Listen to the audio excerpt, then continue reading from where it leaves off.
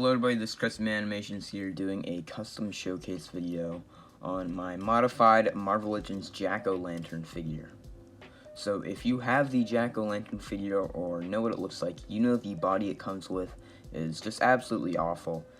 It can't stand and it's just terrible. And I ordered this figure off Mercari a while ago, knowing the problems with the body. I mainly just wanted it for the head, and it did come loose, so no accessories. So I knew going in that I had to just give this figure an upgrade, and that's what I did. The body is somewhere in a bin somewhere. I'll still probably try and use it one day for a custom. I don't like putting bodies to no use. I try to use everything I have. However, I knew this guy needed an upgrade, so I'll go over the accessories I gave him first. So yeah, there is sticky tack to hold his broomstick, so since he can't really hold it very well. But here's the broomstick I gave him. I'm not very good with making fire. I'll need to try and get better at that. So what this is a Fortnite McFarlane pickaxe. It came with the Fortnite McFarlane like skeleton skull trooper guy. I have that figure somewhere, but it's been customized as well. But I had this pickaxe laying around, and I was trying to figure out what I could do for a broomstick, and this thing actually looks pretty good for a broomstick. All I did was add like a brownish black wash to it, and I had to cut off the pickaxe part, of course. And I just used hot glue to make fire. I need to get better at fire eventually, guys. But that's what it is for now. Only downside is he can't really hold on to it very well, so I do need to like put sticky tack on it so you can hold it.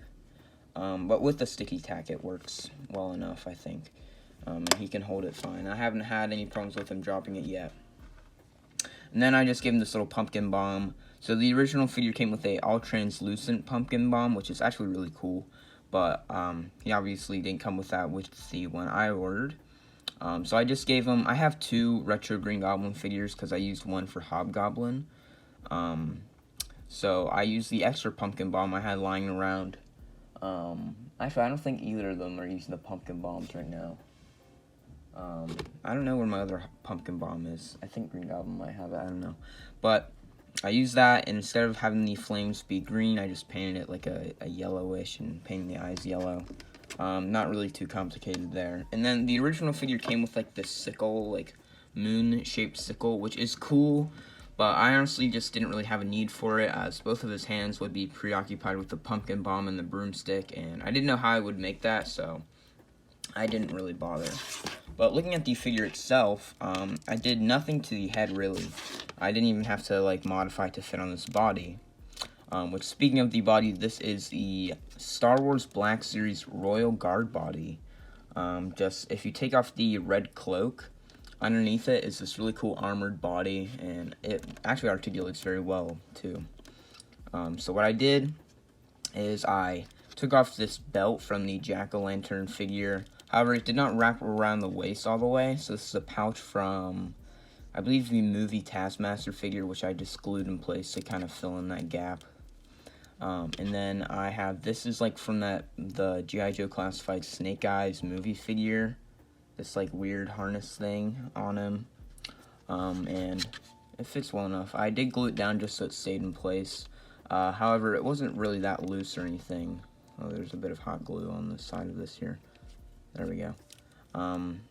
But it stayed in place fine even without being glued down. I just figured I'd want to stay in place.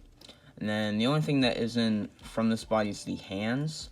So these hands are from, I believe, Dr. Sivana from DC Multiverse when it was Mattel still.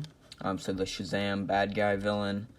These were the only hands that fit on this body. I tried using Marvel Legends hands, but the holes in this thing are only meant for like Black Series hands, and I couldn't use the hands that came with the Royal Guard, as they're like a weird pointing hand and a gripping hand, and I didn't really want those. I wanted some like evil maniacal hands, so I used these. And they fit pretty well. However, only downside is when they are kind of neutral. They like almost go all the way down to his knees. They're very long. So I kind of have to have them posed up, like holding something and having them bent. That way they don't look as weird. However, yeah, that's kind of what I did for this figure. If you have the Marvel Legends Jack-o'-lantern figure or are interested in buying it, definitely make sure, unless you like the body it comes with for some reason, make sure you have a backup plan for it.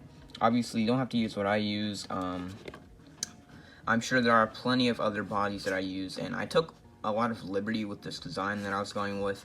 It's not really based off a specific design. Originally, I had them basically all black before, but my friend Cyber Mercios, you guys probably know him if you're fans of my channel. He suggests I add some brown to the armor and stuff, so I painted his shoulders, his shoulder pads, and his knee pads brown, and I think it did just give him some extra flavor. I don't know why I said flavor.